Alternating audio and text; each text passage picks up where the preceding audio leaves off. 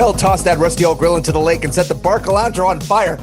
Welcome to the Dadward Spiral. I am loud this morning. We are recording in the morning, which never happens. I'm Aaron Pruner, creator of the show and dude lacking sleep. You can find me on Twitter at Aaron Flux and on Facebook at Aaron W. Pruner and on Instagram at Aaron W. Pruner. And on the corner of Coldwater and Ventura on Sundays at noon. That's not true. You can also find the show Dadward Spiral at Dragon Wagon Radio on all the podcast places. And with me today is Eddie. Eddie, hello. Hi. Hey, it's good to be back. How can people find you before we get into everything? The usual spots. I mean, for your sins, you can follow me at twitter.com/kirby.matrix. And when I do stream, which is not often at all, it's twitch.tv/zerodork30, zerodork30, not dark. Yeah, that's basically it. Instagram is, I'm not even going to pitch my Instagram because I don't update it. And when I do, it's like super boring shit. So yeah, mine is just mostly pictures of my daughter doing weird shit. And I think I need to scale back. Did a slow motion video of just her walking down the street yesterday, which I felt like I should put to like Curb Your Enthusiasm music. It was really funny. Her gait, she was like twisting and pointing out different things like she was our tour guide. I was just about to say that Millie and I think even my wife commented on it, but like Millie and Lily have the same like, cross arm, cross torsion gait that and Millie's doing this, like she travels primarily via stomp. Like she's not really walking. She's just sort of like stomping in succession. And it just happens to be a method of forward conveyance. Like she's just stomping the ground. She's really more interested in stomping the ground. And if it happens to move her forward, then so be it. Lily's obsessed with trying to jump recently, which has been a thing. And also she just learned the word penis. So I'm hearing that a lot. She was singing Daddy Has a Penis over and over again all day. Just Daddy has a penis all day long. And it's true. But I'm like, I know we want to be communicative with our kids and be open and honest. Yes. But holy crap. I didn't want to hear that while I was cooking dinner. But you're good. I'm good, man. I am, in addition to the full-time thing, I am doing some consulting on the side, and that's as soon as I'm done with this, I'm going to go work for about like another 3 or 4 hours. And in addition to that, the house build continues. I don't want to go into too much detail there, but it's been a thing. I told Rachel, I said, look, when I'm done with this, like sometime in March, when things like kind of calm down, I'm gonna just like plan a day to just sleep and do nothing but sleep all day. I will not be reachable. But until then, I'm good. Until then, I'm okay. I'm just making it until then. So I feel like sleep is the dragon we're going to be chasing until our kids go off to college. Like we joke about it, and it's like the hip grind thing, like, rise and grind all day. Like, sleep is for cowards, but like, no, dude, like sleep is as important as water. And like you all the latest science kind of shows that you fight off things like Alzheimer's and like, and right. your literal brain health is so dependent on sleep. So I fully recognize I'm making withdrawals from the bank that I'm not going to be able to like put back later in life. So I'm trying to like get ahead of it now before it becomes like too entrenched as like a work habit, right? Like 6 hours of sleep, just something. Speaking of getting ahead of things, we could ramble forever, but we have a guest today. We do talk a lot. We talk a lot and we go on tangents, and I can say some embarrassing things. That is my warning for this episode. I might say embarrassing things aside from my daughter talking about body parts. Today I'm excited. We have a guest that I really admire on a professional and personal level. And he's a storyteller, he's a director, he's a writer. He has done all sorts of production work. He apparently knew you back in the day in passing. And he's also a dad. And a lot of his work touches on familial horrors, generational trauma, love, loss, grief, and then perseverance and beyond the difficult stuff that we face on a daily basis. You may know him from, let's see, Oculus, Hush, Doctor Sleep, Haunting of Hill House, Haunting of Bly Manor, Ouija, Origins of Evil. What am I missing? Absentia, which is where I first learned about him. And I have, I think I know two people who are in that movie. I would like to welcome Mr. Mike Flanagan to the show. Mike, thank you for taking time out of your extremely busy schedule to talk to two dorky middle-aged guys about fatherhood. Oh well, hey, it's three dorky middle-aged guys. Then I'm thrilled to be in your company. Thank you for having me. Of course, man. Okay, before we even get into anything, how the hell are you? It seems like you're busier than Eddie. Well, I'm so sympathetic to what Eddie was saying about sleep. Like I dragged myself up this morning because I got more than 5 hours of sleep last night for the first time, maybe this year, and so I'm okay, but I'm chasing that same dragon you're talking about. Like, Yeah. And as I don't need to tell you guys, but parenthood pre and post COVID are very different things. Oh yeah. And I've been trying to kind of balance that with production. So I'm in Vancouver right now. My whole family's here. We've been up here since last June. We finished one show, and now I'm 5 weeks out on another show. So I've been like frantically trying to line work up so I don't have to leave. I'm really like we're relatively comparatively safe up here, and so I'm like clinging to Canada with everything I can, trying not to have us go back to the States for a minute just until things get a little better. But so you're basically living the idealized threat that many people I knew said they were going to do if a certain person became president. You are now where like we had this talk, my wife and I, because I'm Jewish, and there were certain hate crimes on the rise, and she was like, what are we going to do? Are we going to move to Canada? And I'm like, are Jews welcome in Canada? Is this a thing? I'm not even that hardcore of a Jewish person. I eat bacon. Like it was, but it's funny because I would hear that talk all the time. And you're in Canada. I've never been. I've heard lovely things. That's great. Yeah, it's very rainy here in the Couve, but it's really terrific.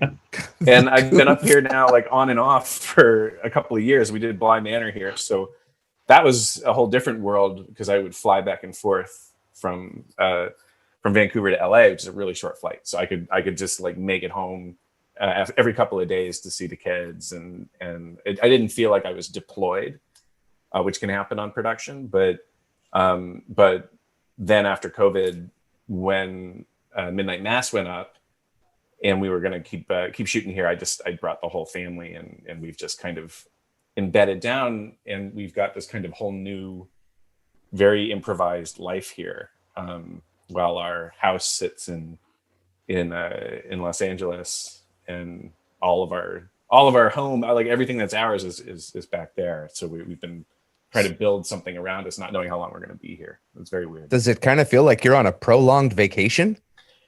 Oh God, I wish. No, it sounds, as I say it, it's like, yeah, that does sound nice. Like that sounds like a vacation. It's been this very strange kind of when you're kind of deployed for shooting, you build this very small little hamster cage around yourself, and it's like sometimes it's in a hotel or you rent a house if you're really going to be there for a while. But you're almost never home. And so it's this very temporary kind of like a vacation, but you don't get to relax. It's like you don't get to do anything fun. You just kind of, go to work, and then you have a place where you crash.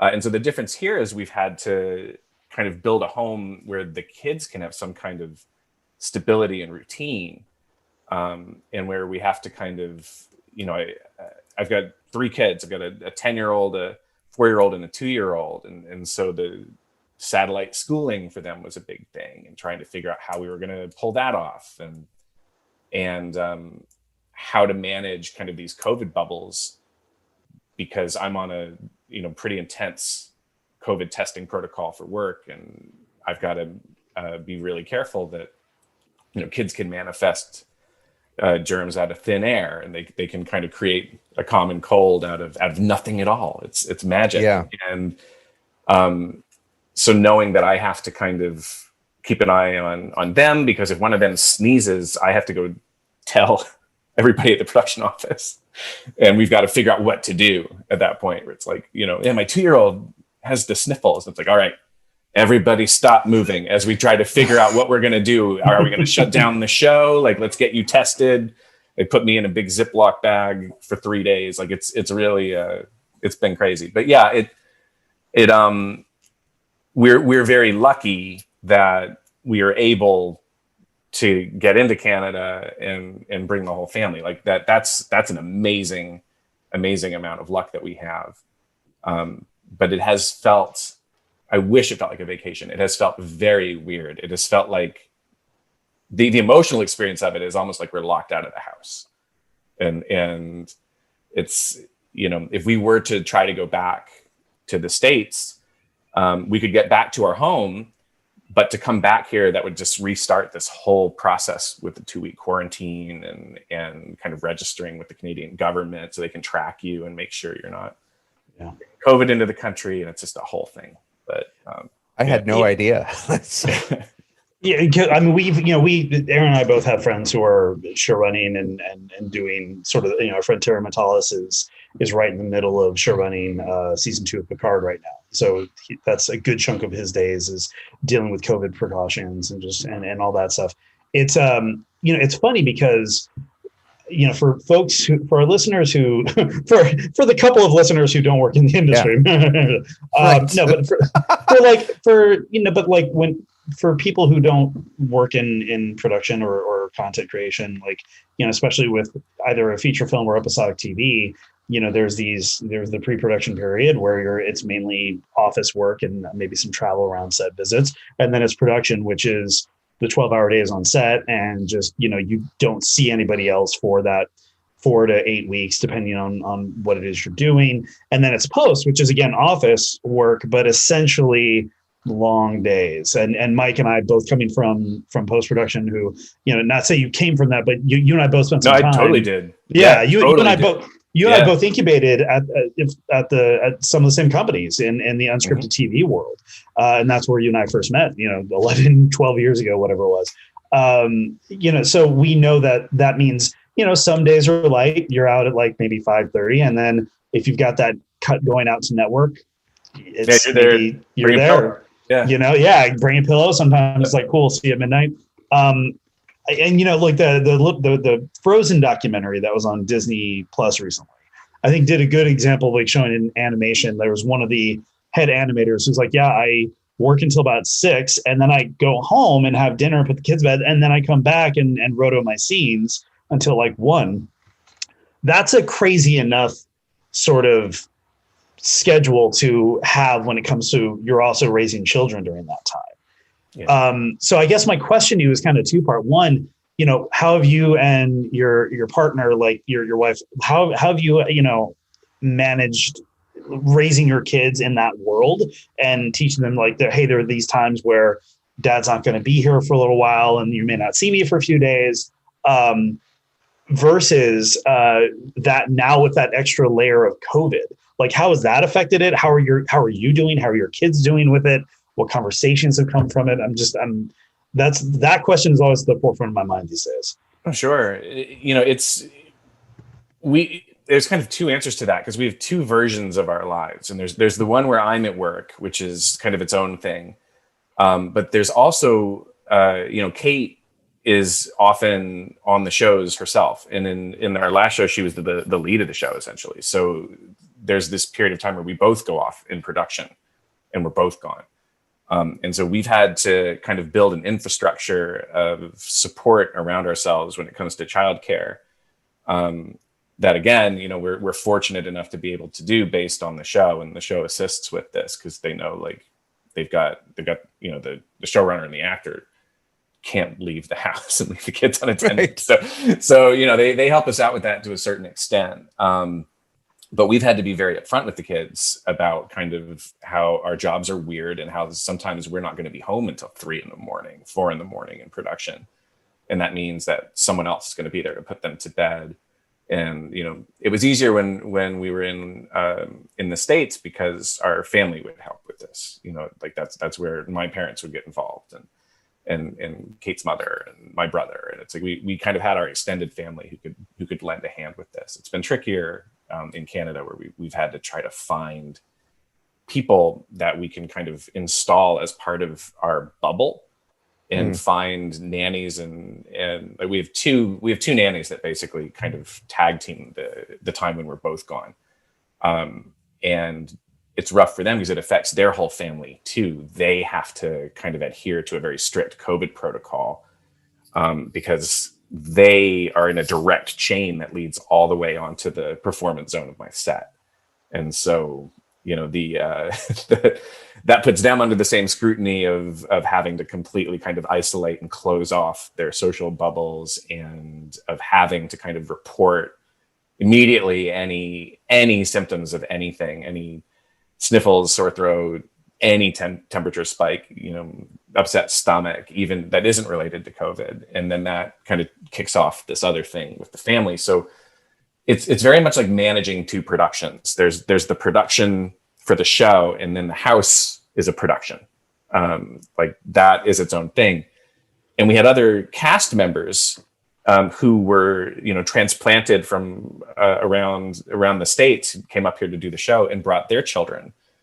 And we started, Kate and I early on looked at that and said, how do we limit these various bubbles and try to combine all of this? And so at a certain point during the last show, we had a set tutor who came to our house and did schooling for a number of the kids of the cast.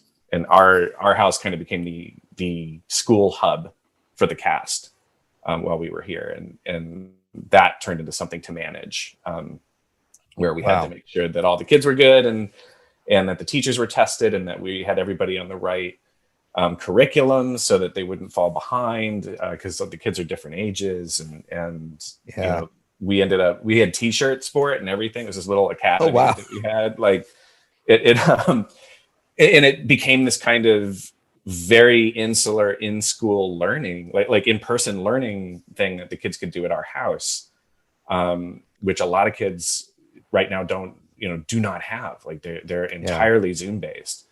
And so that was really exciting, but it just creates these bubbles of intense management that you have to kind of take care of. And the minute somebody gets seasonal allergies, symptoms and sneezes, like it just shuts the whole thing down. Yeah. Everybody just stops. It's very stops dead in its tracks. Yeah. I want to take you back, Mike, to before Absentia. Oh yeah. You were working in post-production in a similar realm that Eddie was working in. And you said you have a 10-year-old. So I'm assuming your 10-year-old came around the time Absentia was in the works. Yes. And he's in the movie. Oh, wow. Okay. Yeah, so you can see, what I'm getting at is, we have a 2-year-old here. My wife is pursuing a creative career in voiceover. We have a voiceover booth. She has an agent, all these different reels. I'm an actor, but I'm also a writer. And there was one of those things, we had those conversations where, okay, we have a kid now. We are now giving ourselves X amount of time to make it before we have to just buckle down and get a quote unquote real job. And I'm wondering what your mindset was like, because you've done the career pivot thing. Eddie's done the career pivot thing. I've pivoted multiple times. And it almost feels like at times we're just flying by the seat of our pants and there's no real ground beneath us. And I'm wondering if you can take me back to that mindset of being a new dad and also wanting to pursue your creative passions without really knowing where it's going to land. Totally. In a lot of ways, my oldest son is the reason that Absentia happened and that I have a career at all at this point. Because I was working as an editor. It was great work. I wouldn't be where I am if I hadn't spent that much time learning how to put a story together, and especially in a very fast-paced environment.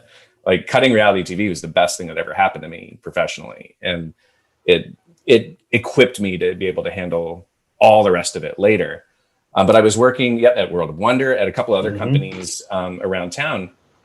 And I'd tried to kind of get a foothold into features. And I'd tried to sell scripts over the years and had these little brushes with potential momentum that never materialized into anything real. And I'd made a couple indie features, digital things, and some shorts that were fun and were great learning experiences, and had, hit some festivals, but it never really grabbed anything. And then I found out that I was going to be a dad, and I wasn't married. His mother and I lived together. We'd been dating for a couple of years. And all of a sudden, everything got very serious. It was like, okay, well, here comes a kid. And if I'm gonna bring him into this world, it's on me to make sure that I have provided a stable bedrock for him to land. And that means that I can't kind of quit the job that's giving me the access to health benefits and giving me, keeping the lights on, in order to roll the dice to go make a feature, to go, to go out and really try to pursue the dreams. So basically, he became kind of the clock. And what ended up happening was I very quickly wrote Absentia, using just what was around, like my own apartment and the tunnel across the street where I lived, and scrambled to put it all together. And I was dating Courtney Bell, who's the star of Absentia, and she's pregnant with our son in the movie. Like that's how far along she was by the time we shot. And we wrote that in. And so the whole thing was this idea that it was kind of the last Hail Mary. And we'd get the movie done. It was just, there was a crew of 8. It was all my friends. We just got together and we crowdfunded it, and we shot it on a Canon 5D and shot in my apartment. We cut it. And as soon as we were done, and he was born, I immediately got out of Absentia and jumped into 2 full-time editorial jobs. And I did a day shift and a night shift to try to keep everything going. And at that point, the movie was done, and it was like, well, that was the Hail Mary pass. I got to make this really fun feature. That was kind of it. And my feeling at the time was that was going to be, one way or the other, that was the last indie. And it was either going to kick open the door and lead to bigger things, or it wasn't, in which case I was going to always kind of feel like, well, I got to do that. I did it just in time. And then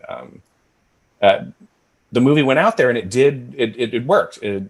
It slowly kind of built up a reputation, and it generated interest. And I was still cutting reality TV at the time when I started. I got an attorney who took me on as a client, which was kind of the first thing that kicked open my career, because he put me with a manager and they put me with an agent, and suddenly I had reps, and I was taking meetings. But the whole time I was working, I was at a company called Film Garden in in the Valley, and I was doing a backyard DIY improvement show. They were like over in they were near Pie Town, if I remember correctly. Like North Hollywood area. Yep, they were spitting distance from the Van Nuys Airport. Yep, and that's where I live. I'm like a mile from there. It was neat. I would pass the airport on the way to work and be like, "That's where they shot Casablanca. That's where they did the ending." It's the Scrubs Hospital right there. Anyway. And so it was. I was doing that even as, Oculus. I had sold the option on Oculus for a couple bucks, and was working on a feature version of that. And as that started to kind of look like it was going to be real, I was sneaking out of my editing job to go do casting sessions for Oculus and lying about having doctor's appointments and stuff. because I couldn't. I love Yeah, it. I love it. It was. I love it rough. because I've done that too. It's amazing. Oh, I mean, there's nothing else you can do because you can't like give up the job, you know? Yeah, I remember calling out saying I have a doctor's appointment to drive across town to audition for a big like commercial or TV show, and then just to come back and like be like, well, everything's fine. Yeah, everything's good. I'm gonna live. Yeah. Whew, that was close. Turned out nothing. Don't worry about it. I'll stay late today. Yeah. Yeah. That's and you stay late. And it was funny because I would be stressed out. I'd get to like the prep meetings and the casting sessions, and I'd be so stressed, and I'd be looking at the clock the whole time because like any minute now, my story producer is going to walk into the cutting room, and I'm just going to be fucked. And like they're in North Hollywood. All of the casting and preps were in an office in Santa Monica, which might as well be in Nevada. Oh and God. Like I'm like, and now I just have to run out of here and get in the car and sit in traffic on the 405 to like hopefully dash back into my seat before someone really notices how long I've been gone. Oh my God. And then I've got PTSD flashbacks here. Oh, it's rough. Yeah. And then it's like, and I have to turn in the episode. So like, I'm going to have to stay late to do that. And I had a night shift where I was doing, I was very fortunate. I was doing this kind of clip crime show. And one of those like, World's Dumbest Criminals countdown shows. And I would cut pods for it. So, which is just little segments of it. And so I would run to that at night, but there was no one supervising overnight. So as long as I got the pods done, I could leave and get sleep and make my morning shift, and then try to sneak out for the movie. But I didn't know if Oculus would really happen. Like you hear all this stuff all the time about the movies that make it to whatever point and then they fall away.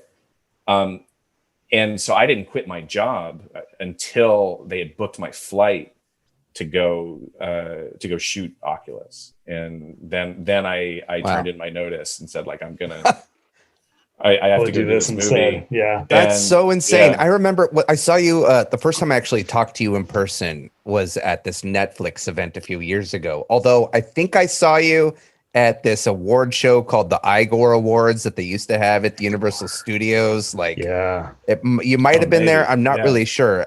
I don't remember. Yeah. And you talked to someone at this Netflix thing saying there's just one thing that can kick the door open for you, and then once that happens, you're in. And I think that's just the workup to that point is so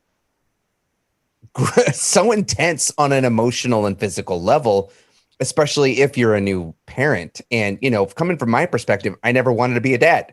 I was afraid of it. I never had a dad. I never had a grandfather. I did confirm with my mom the other day that my great grandfather was in the Holocaust. And when my grandfather died, my uncle left. And it was like this whole thing where, and I've talked about this before on the show of, even when there's loss before you're born, you're sort of handed this grief, like here's life. And here's also the loss that happened to our family before you were born. And you're going to carry this with you as well.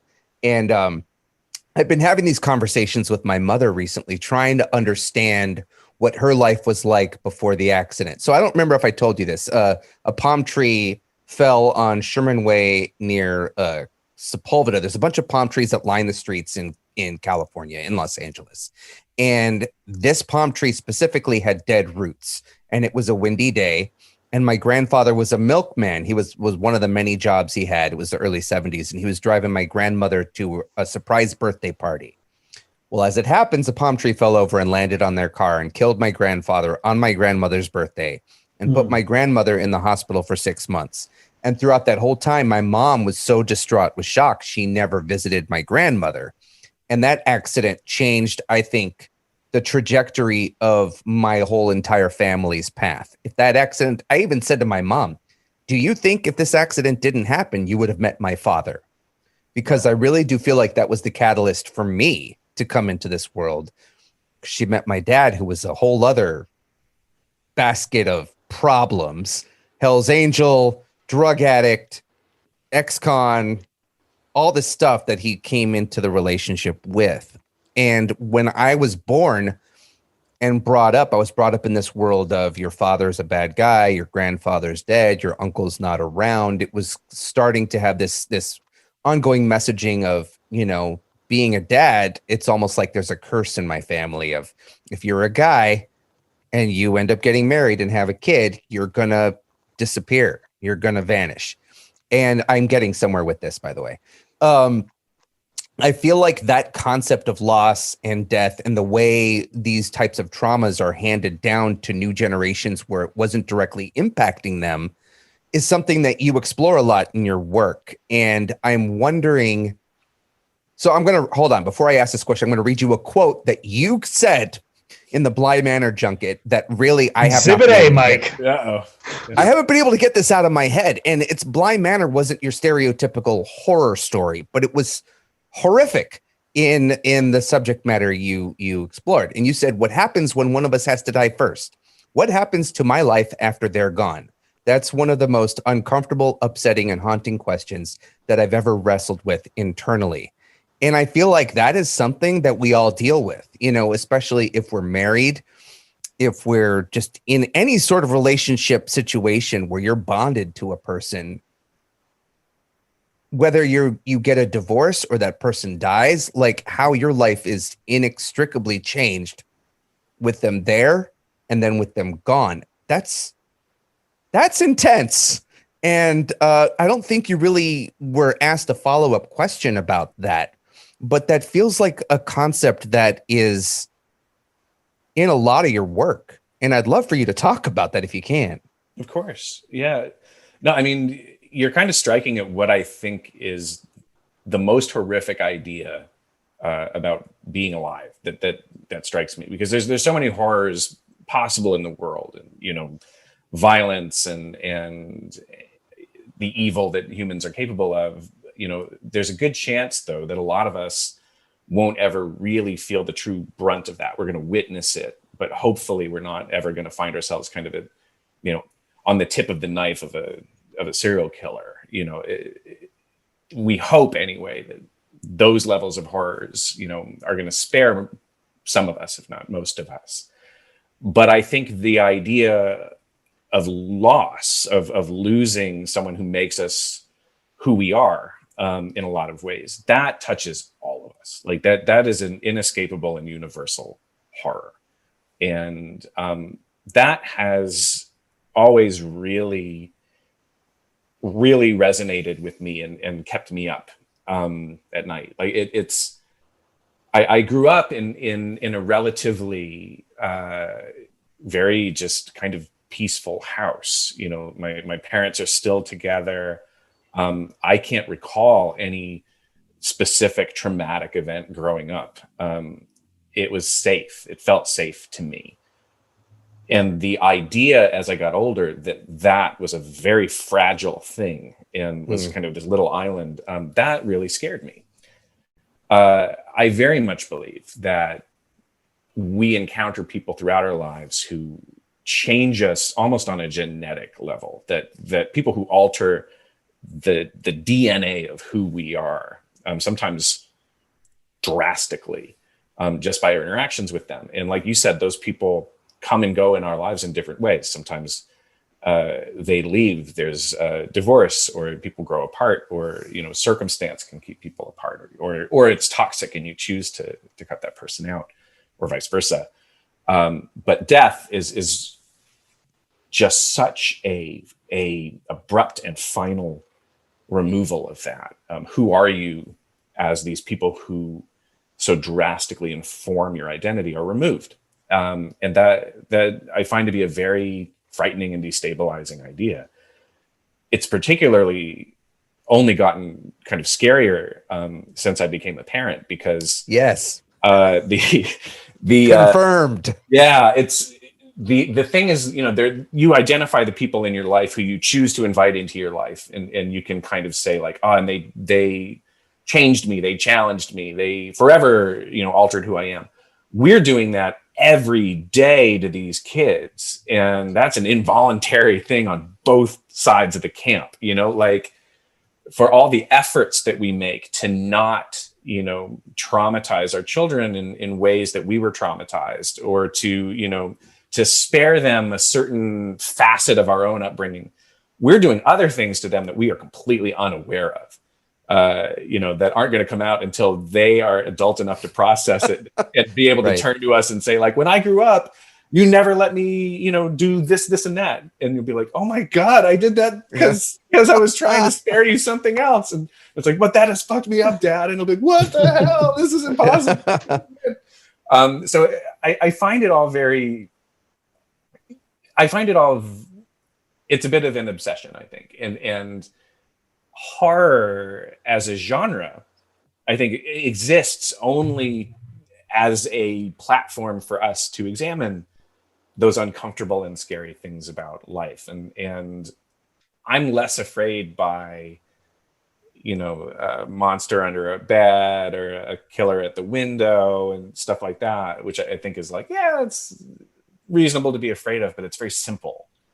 Than I am of how we change each other, how the things we do to each other can echo not only in our own lives, but in generations to come long after we're gone, and affect other lives. That butterfly effect of parenthood, and how all the stuff we deal with when we dig into therapy, which I believe everybody should just be in, because it's so necessary. I think as we dig into it, it always goes back to our childhoods, and it always goes back to our parents. And of course it does, because that's when we were forming.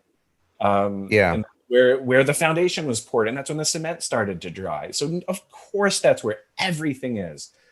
And to realize that you're providing the cement for someone else is a critically scary thing.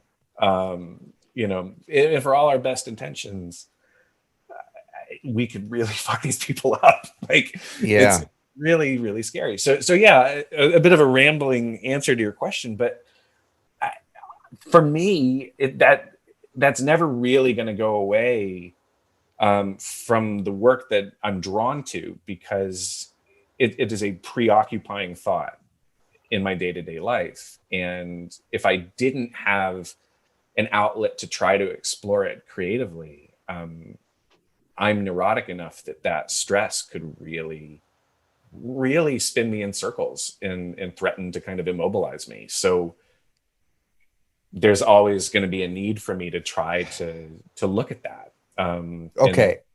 In work is a safe place to do it. So yeah. And it's okay. So there was a moment in one of the episodes of Bly Manor, the black and white one that Axel directed.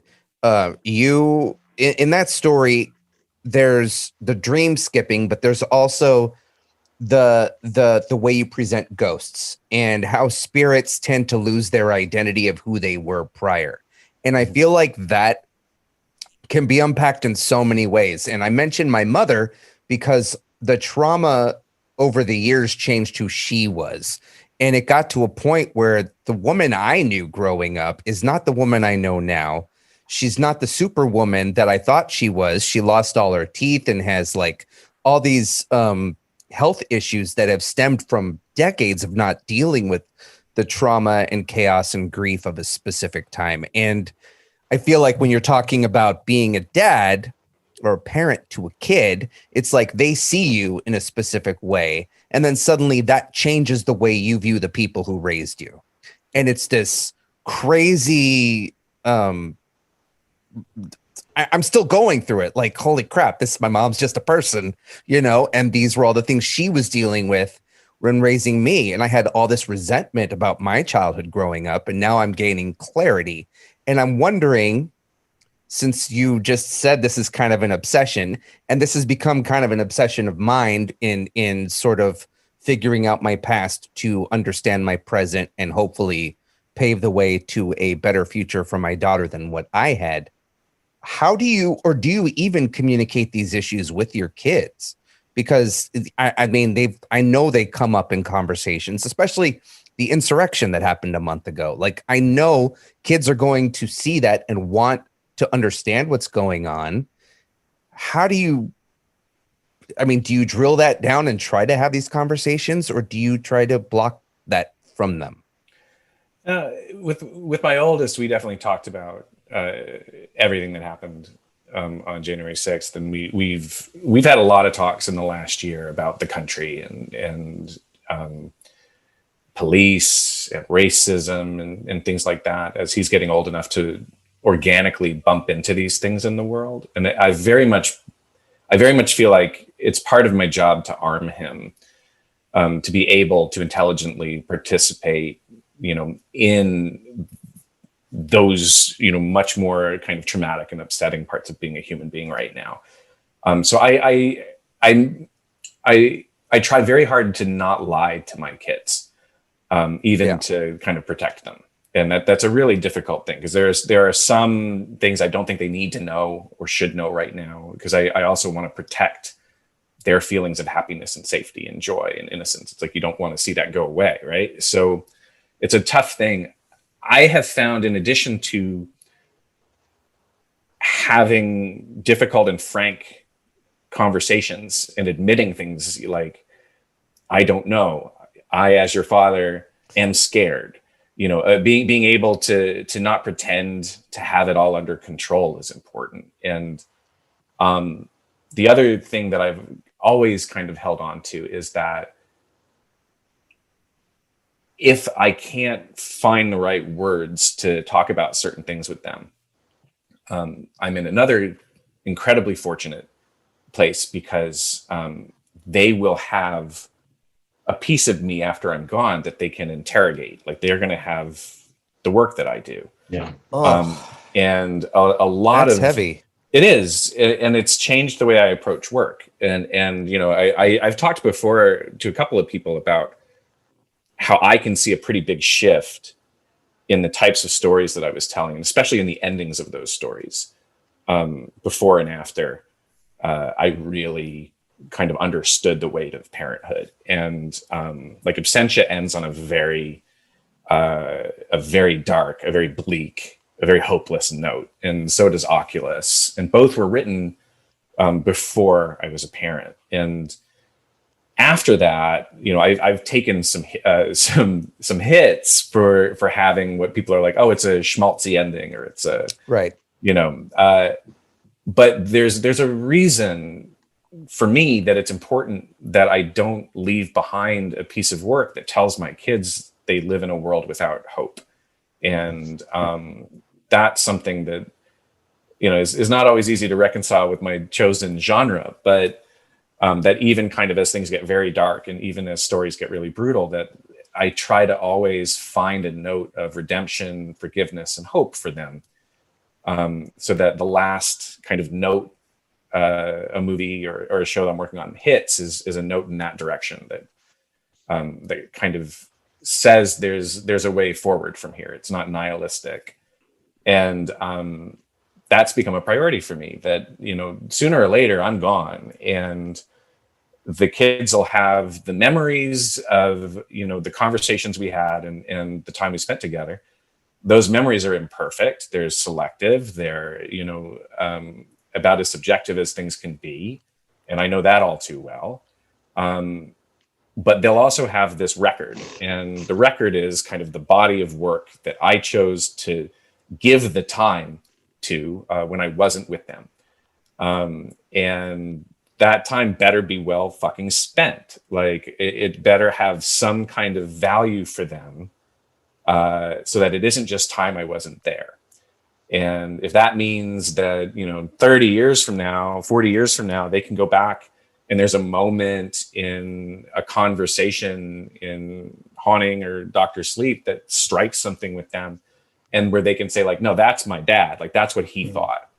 That's a great way for them to get to know me. In that way that kids never know their parents. It's like we think we do. Like you said, the person in our head and the reality is something we have to reconcile actively, and we have to do that often. Way in our adulthood, or sometimes when they're gone. And like, how unfair is that? So it's changed the way I view work, and changed the degree of responsibility I feel for it. So that when like I see people talking about Gerald's Game, and they're like, I wish the movie would have just ended, when she crashed the car. And I was like, yeah, but see, for my daughter, the Mhm. last Right. 5 minutes where You she need that. talks, that's the important part. That's the reason to make the film. And for her, I want her to see this story that ends with a woman kind of staring down these things that abused her and saying, "You're smaller than I thought you were." Like that's why I did it. Not because the suspense is fun and it was cool when her Right. hand came off. That was great. But like that's not why. And so it's something I've actually got. These are every time now and then I say a sentence like this and it makes me go like, but it's something I got to talk to Stephen King about.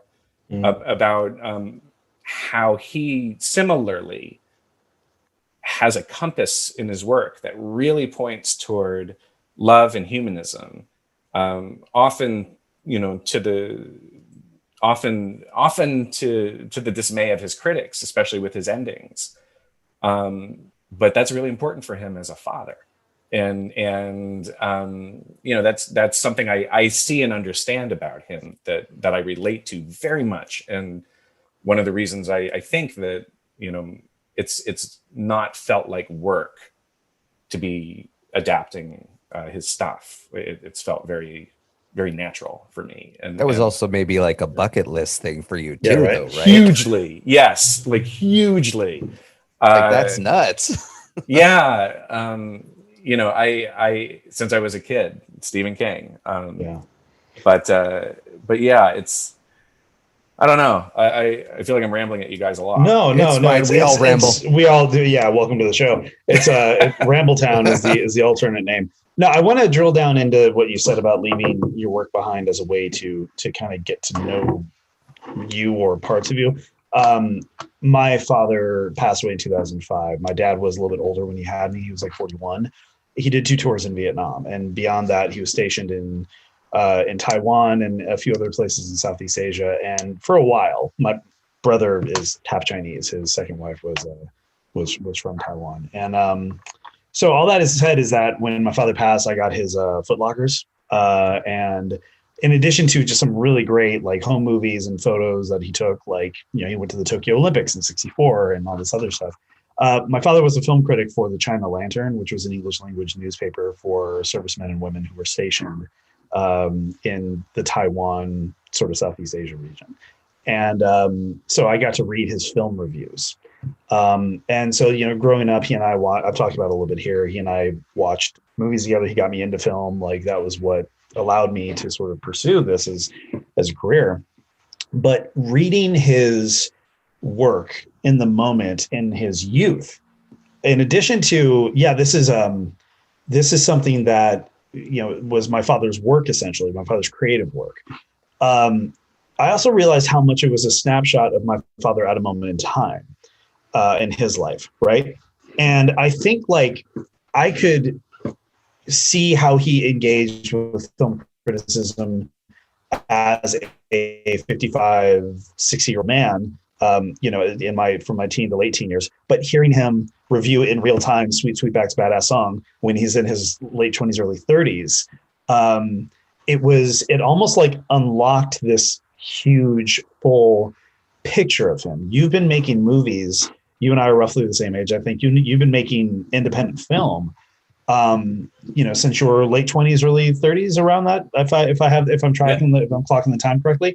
My earliest doc work, which please don't watch, goes back to like my early 20s, because I started as a doc filmmaker and in that world, and before going to editing. And all this is to set up sort of a question, which is, I would just like to just cut in here and say, my dad did biker porn in the early 70s, and that's all I got to see of his legacy. So I'm a little jealous of you guys right now because I did not want to see that shit.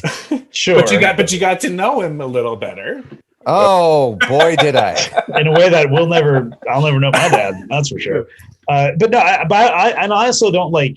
I don't look for what it's worth there, and I don't look in any way judgment of that. Like I look at like where that brings a person, and like we both know people in the adult industry now. You know what I mean? No, I know. I'm just saying. I saw I don't know why I You saw looked it some up. shit. I know Yeah, what his stage yeah. No, I name get it. was, and I I found get the it. video. I get All it. right, go on. No, but all that is to say is that, Mike, is that when you say you're leaving a narrative to interrogate, I think beyond that you're leaving a timeline to interrogate, an evolution and a growth in character. And I guess my question to you would be, what would you want your kids to extrapolate? Like if you're not going to be in control of that narrative, right? Like you're not going to be, it's going to be for them to interrogate and take their own meaning from.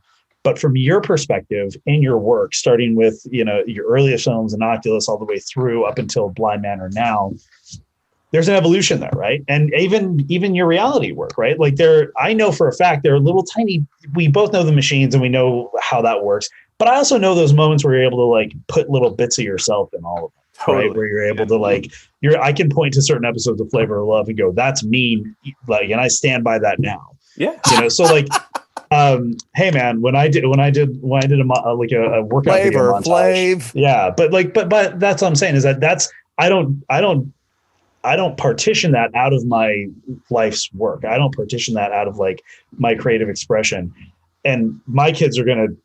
I don't even know where the fuck they're gonna begin trying to examine my work, but. For you, what would you hope your kids extrapolate over time? Not just your position, but your evolution of what you're trying to say and what you're trying to contribute for them specifically.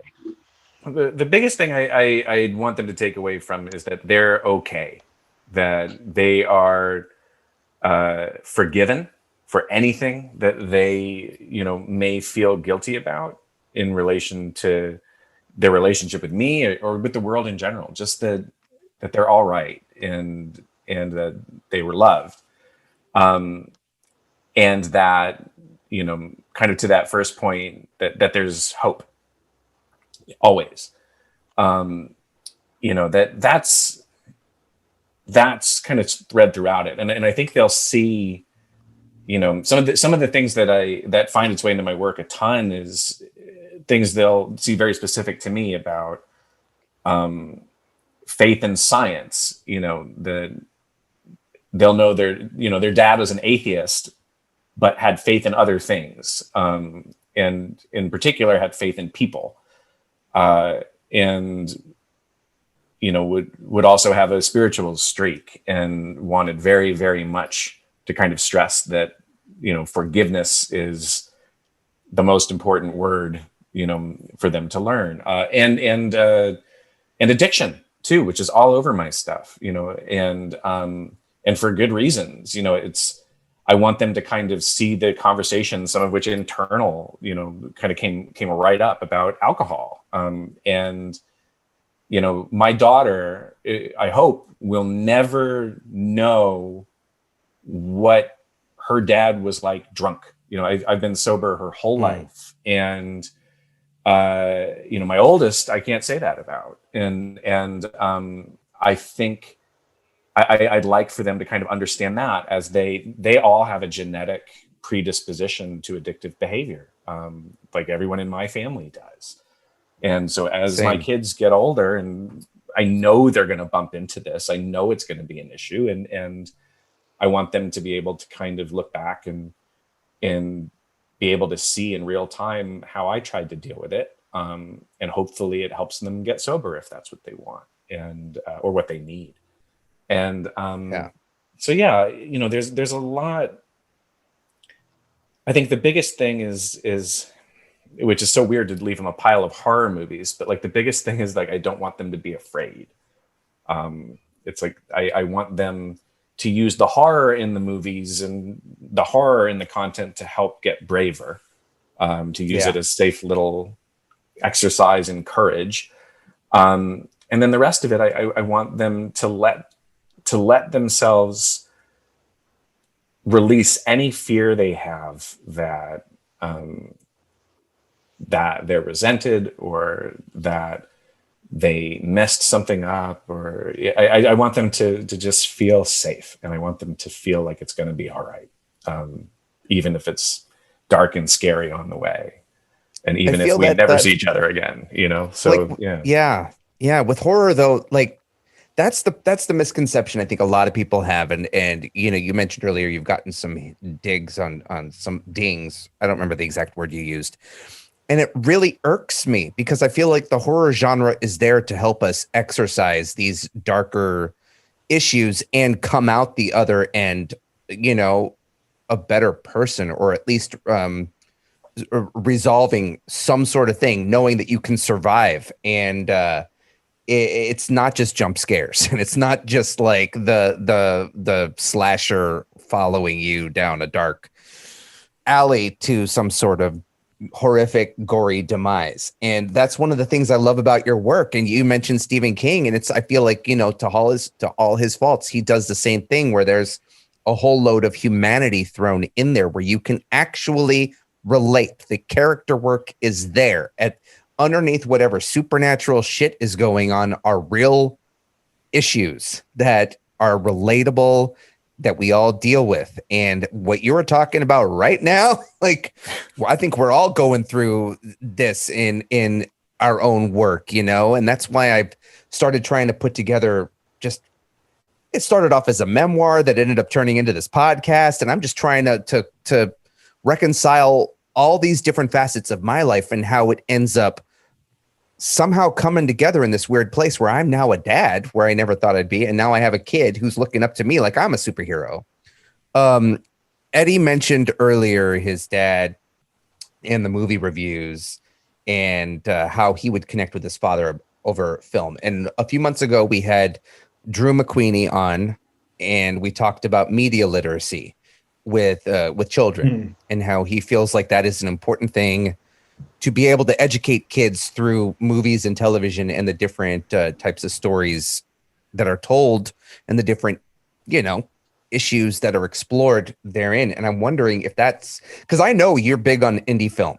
I know you have a huge radar when it comes to consuming this type of content. You're a champion of it, which I think is fantastic. But I'm wondering, do you at all have a plan of sharing or educating your children within this realm, especially since that's what you work in? Absolutely. Yeah. And I think, I might be even just a little flinchier than normal about kind of what they take in, because I know firsthand how ideas can become embedded in media and how they can kind of go directly into the minds of viewers and change the way they see the world. So I'm very careful about what they're watching, or at the very least, preparing them to understand that that's possible and that their opinions and other things can be so formed by what they're taking in that they just have to be kind of aware of it. I think it's a really big deal. And I think, to what you just said right before that about the reason you're doing this podcast and the kind of intense personal interrogation that you're going through, that's the kind of stuff I want them to really be aware of and focusing on is not only what they're watching, but why it's there, right? Where it came from. And that's the reason that I'm doing this podcast. Thank you. Yeah, no, I get a ton of requests to do podcasts, and if I were to do them all, I would not see my kids. So for me to kind of at least right now, and for me to say like, I'm gonna sit and do this. The reason that I wanted to do this podcast is because when you talk about a purpose and you talk about why a piece of media exists. Your journey that you're going through in kind of understanding your place as a son and a father and what that does to your life, which we started talking about like a year ago over email, I think. We did. It ended up turning into multiple pieces that have actually, I got paid for it, but it's also helped me realize, like I said earlier, and gain clarity. Like I'm sorry to interrupt for a second, but like The Shining has always been my favorite movie, but it wasn't until watching Dr. Sleep and having these conversations with you did I really understand why I connected so much to both of those stories. Because at one point I felt like I was Danny And then at one point I'm like, shit, am I going to become Jack? And it's that kind of, you mentioned earlier, alcoholism and addictive personalities and the legacy that you were born into, but also that what you may be passing down to your kids. How you change that narrative and at least open yourself up to honesty, authenticity, and communication with them, I think is a huge thing. And you know, whether we like it or not, media, movies, TV shows, podcasts, whatever, that's the big way that we're communicating nowadays, these big ideas, right? Absolutely. It totally is. And I think it's critical that kids be properly educated about that and understand that, like, yeah, it's fun to watch. It's fun to watch the Avengers, and there's a reason Dad cried at Endgame. But you know, that more than that, it's these records, these pieces of entertainment that we take in. They come from places, a lot of them that have a very real point and a very real purpose. And understanding that context is, I think, really important. And it's interesting because, like, we right now, the three of us, this conversation is going to be an accessible record for our kids. Like the odds are incredibly high that they're going to be listening to this part of this conversation years and years and years from now, and it's going to be resonating with them in a really important way. And that's part of, it's that thing where, like, you realize everything you do after you're a parent is just kind of infused with responsibility, like everything. And this is no exception. It's like the simple act of, as you guys kind of pull people in to have these conversations about parenthood, it's like you're creating this gift for your kids, and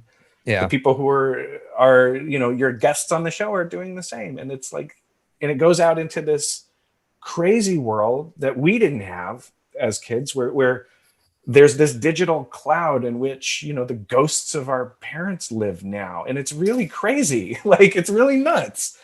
And it is. At a certain point, because you're recording this on Zoom, like, your kids are going to look at your face having this conversation, and they're going to be well, just so you know, this is just an audio podcast. Okay. Video is not going to go on the internet. Trust me, I did not wake up well enough to have this face. But I'd never even actually thought of that. I was so solely focused on doing this to try to strip the anxiety away about fatherhood, and also strip the misunderstandings and preconceived, antiquated notions of what being a dad in our society is supposed to be. Eddie and I talked about this in our first episode. The reactions we would get pushing a stroller down the street because we are men would be just insane. Like, we're getting these accolades where women do the exact same fucking things and aren't, because it's, you know what I'm saying? That's what started me down this road.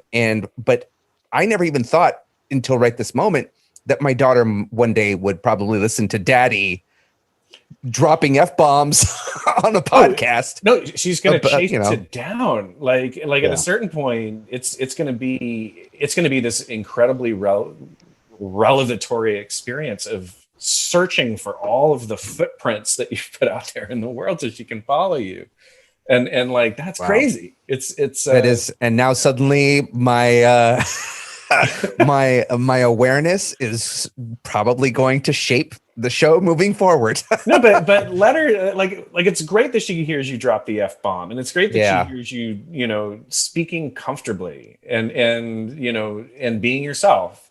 And that's the same snapshot, that snapshot Eddie's talking about of, like, this moment in your life. That's what she wants to understand. So, there was this old Tumblr blog called Your Parents Were Awesome. And it was nothing but, it was all user generated and user submitted photos of parents from the mid 70s to early 80s in their prime. And, it was still photos. And I had that. Like, my mom was young when she had me. It was a May-December between my mom and my dad. And, so she was, when I was like 4, my mom was like 25. And rocking solid gold pants and, like, chain hoop belts and all this other shit. And she was kind of awesome. Like, she was, she had like this style to her that you kind of see, you see peter out later in life. Likewise, my dad, My dad had some suits, man. My dad had some like he had some looks to him for he was rocking that confident short guy energy. And you know, which like, you rock very well, Eddie. I'm 5'8", man. My dad was 5'5". So you're an inch shorter than me, so you're still short. Hey, national average, I'll take it. Kidding. So bottom line is like, you know, I think it's funny because like I don't think by the time you're parents, you just own this fact like I'm not cool. I'm not, you know what I mean? And like I work with a lot of like young digital talent in like their early to late 20s, and like they're, you know, and like shit, some of these like cultural references and gaps, like I'm pretty with the times, but you know, periodically there'll just be some things I'm like, yeah, no, that's too young for me. And I, you know, so I don't care about being perceived cool by my kids. I want to be perceived as like something, but I think deep down, part of us,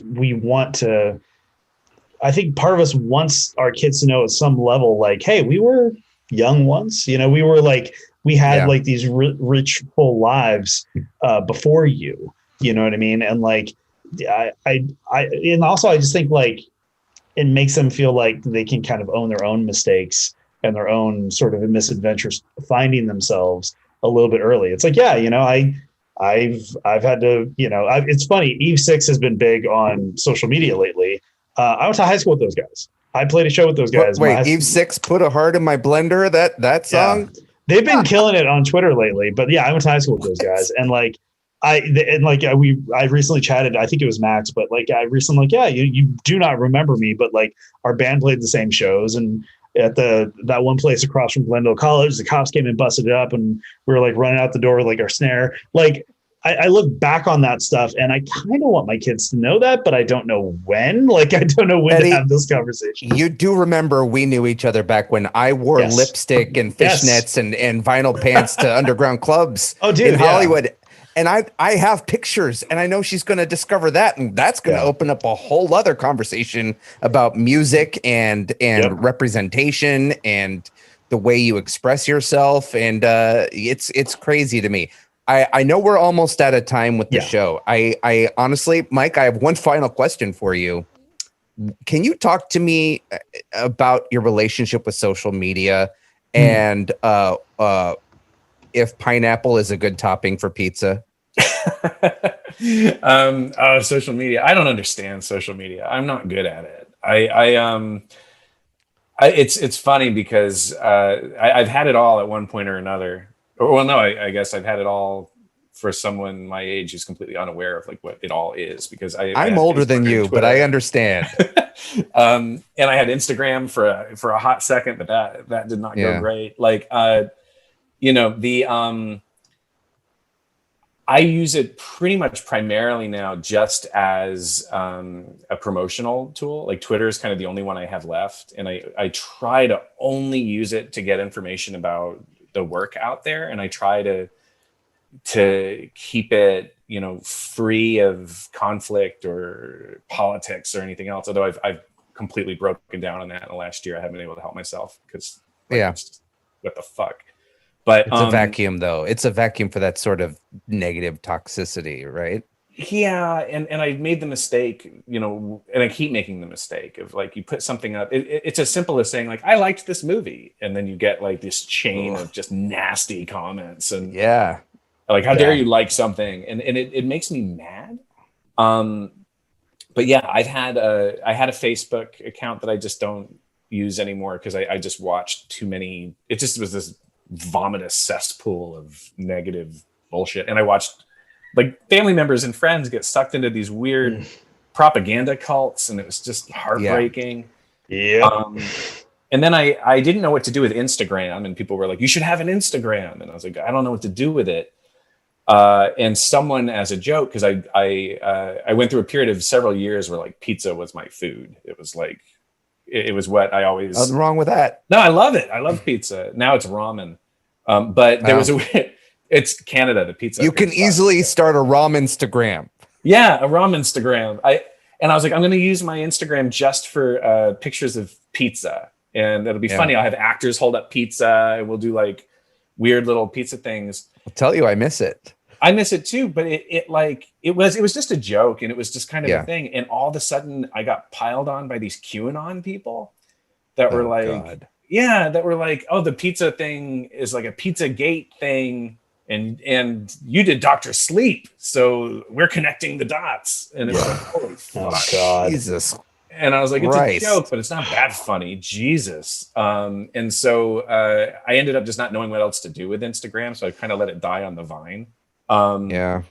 But yeah, the other thing, kind of to our earlier point, though, and this is the scariest part about social media to me, when you talk about leaving a record, for your kids someday, like that's a dicey thing with social media. It's made me real careful. Eddie talked about that there is a program or algorithm where you can delete stuff that is over 2 years old from your social feeds. And part of me doesn't want to because of the work I'm in, but another part of me is like, there are things I posted. But I guess I was asking that question because, the less you're on social media, the more I think you're in the moment with your kids, and the less they see you looking at your phone, which makes them want to do the same thing. Right. But I did notice that mainly your social media stuff now has been promotion. And I only asked the pizza question because I've only recently discovered that pineapple on a pepperoni pizza is not bad. And I was, slamming it for so long. It's his favorite. It's his favorite topping. And well, now he's switched. As he's gotten older, he's gone more to meats. Like he'll do like bacon and pineapple, and I'm like, yeah, that's cool. But yeah, the pineapple. Who eats pineapple on his pizza is Stephen King. Yeah. I feel like I need to weigh in here because I lived in Hawaii for a time, and two things. One, Hawaii pineapple and pizza, totally fine, totally acceptable. I think it's fine. Also, no one in Hawaii eats Hawaiian pizza. Like this is not a thing. This is like we're up to here with fucking pineapple. We're good. We don't need it in yet another thing. And then lastly, and this is kind of like a sad thing, but like my dad had a chili recipe. My dad had this chili recipe that like people loved, and one dude wanted to like co-pack it and brand it and sell it, and my dad was like, I don't really have the appetite for that. But one of my dad had a few secret ingredients. One of his secret ingredients was chunks of pineapple in the chili, and it's fucking amazing. You get the cumin and the spices that like get sopped up into the pineapple, and you get that burst of like sweet acidicness to like balance out the meat and the beans. And I can't eat beans because I'm allergic to beans, but it balances all that stuff out, and it's amazing. I've been like pestering my mom, like, do you remember what dad put into this chili? He passed away without sharing me this fucking chili recipe. And I just want to make it one time. Because I miss that. Oh man, Eddie, we could totally do an episode just about food and recipes handed down. There was that TV show Hunters on Amazon, and there was a moment in it where the Jewish main character was just looking for a chicken soup that reminded him of his grandmother's chicken soup. It was a small scene, and it fucking murdered me. I was a ball of tears watching this 20-something-year-old boy. I said 20-something-year-old boy, man, eating soup. Anyways, I think that's it for this episode. Yeah. I could totally ramble on more, but I have dad duties I need to take care of in a minute. Mike, my friend, I'm going to call you that. I hope you don't mind. I am so, and I'm going to speak for Eddie on this. So thrilled to have you on the show, and this has been a delightful conversation. Before we go, I always do this. Is there anything that you would like to promote that you are working on, or just a message you want to put out into the world before we end the show? Oh man. Yeah. I won't promote on this one. Just because I don't have anything coming out anytime soon. But on the theme of messages, like, because I try to hold on to this one all year long, but it's going to be okay. We're going to be all right. One way or the other, even if we're not, it's going to be okay. And to like, just hang in there and try to find an extra minute every day, be kind to your kids, just do something kind. That stuff I think just soaks into them, and you do it enough and they just become kind people. So There's a quote that Patton Oswalt used in a stand-up routine a few years ago after his wife died. Yeah. And it's just a simple quote. It's chaos, be kind. And I think we lose sight of that a lot. And that's one of the things I try to remind myself on a daily basis, because I am a negative, curmudgeonly, impatient guy. And I think part of that is just reminding yourself to be in the moment and to take in the joy that your kids are experiencing in the things that they are discovering that's just normal to you. So be kind, people. All right. Well, I guess that's it. That's it for the show. Thank you, everyone, for sitting down and listening to this episode and listening to the show in general. I'm Aaron Pruner. Again, you could find me on Twitter at Aaron Flux. I'm Aaron W. Pruner on Instagram, which I hardly ever update. Aaron W. Pruner on Facebook, which why are we on Facebook? I don't, for my family, I guess. Dadward Spiral is at dadwardspiral.com if you want to read a Substack that I have not updated in 2 months. At Dragon Wagon Radio, who hosts the show. If you want, check it out. Go to dragonwagonradio.com/Dadward Spiral. We have merchandise. Our logo is designed by my best friend from preschool, who, I mean, I could have gotten into a whole topic of chosen family with you, Mike, about Bly Manor. His family offered me a father figure I never had. He moved to Hawaii. He's a farmer now, but he's still doing graphic design work on movie posters and TV shows, and he designed our logo.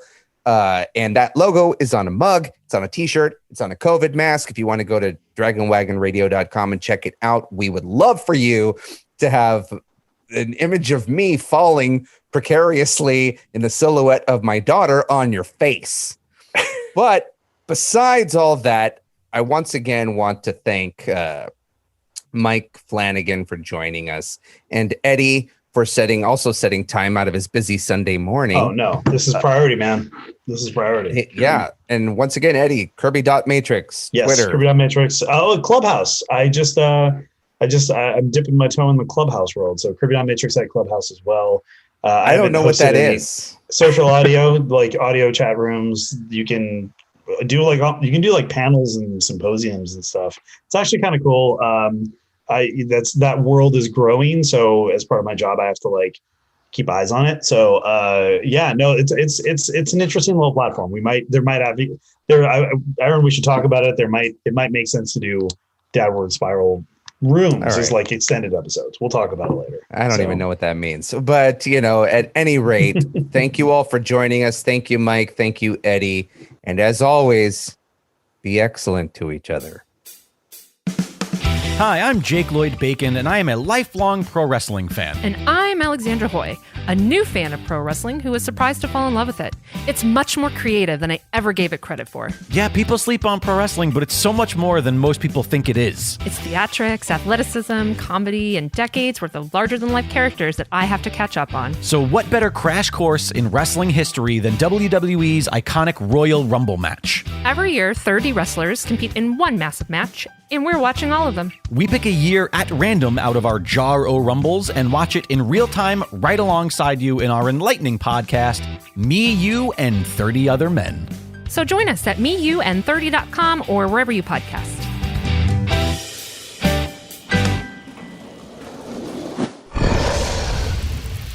It's Dragon Wagon.